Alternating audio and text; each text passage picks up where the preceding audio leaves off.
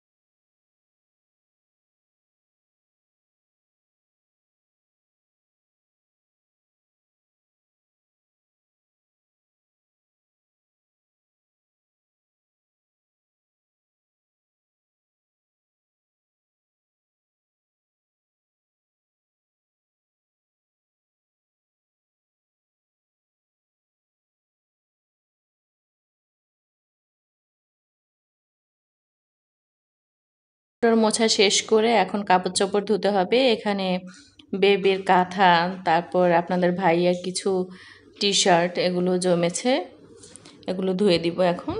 তো ধুয়ে নিলাম আমি সবগুলো কাপড় চোপড়।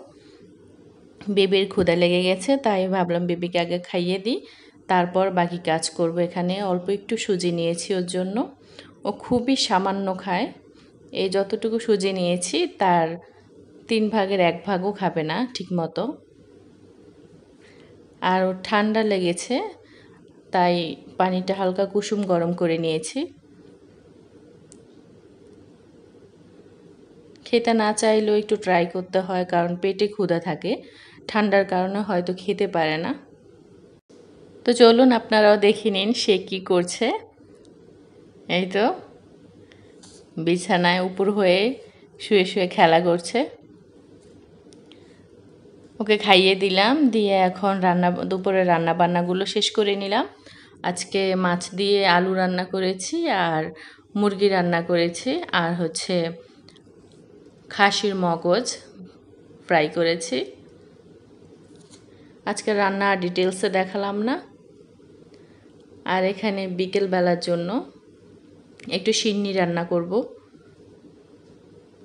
পোলার চাল নিয়ে নিয়েছি, পোলার চাল ধুয়ে এর সঙ্গে গুড়, তারপরে তেজপাতা, এলাচ, দারচিনি, নারকেল কোরানো আর পরিমাণ মতো পানি দিয়ে রান্না করে নিলে একদম ঝটপট তৈরি হয়ে যায় সিন্নি। গুড় দিয়ে বেশ টেস্টিই লাগে।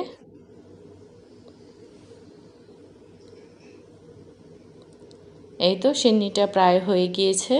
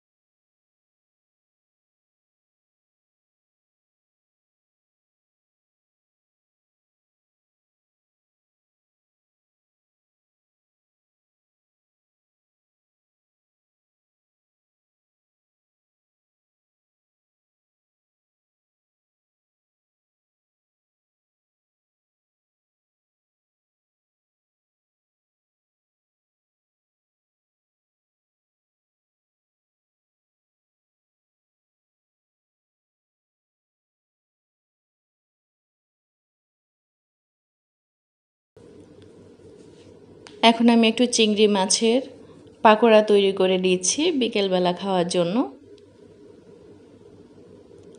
খুব ইজি এই পাকোড়ার রেসিপিটা।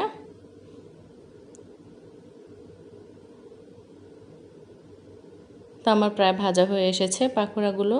ভীষণই টেস্টি হয় খেতে। চিংড়ি মাছ দিয়ে করতে পারেন, আপনারা আবার কাচকি মাছ দিয়েও করতে পারেন সেম একই রেসিপিতে। তো আজকের মতো আমি আমার ব্লগটা এখানেই শেষ করব, আর বাড়াবো না আজকের ব্লগটা। সবাই ভালো থাকবেন, সুস্থ থাকবেন, আর আমার চ্যানেলটা নিয়েও সবাই একটু সাপোর্ট করবেন, পাশে থাকবেন। তো আজকের মতো এখানে, আল্লাহ হাফেজ।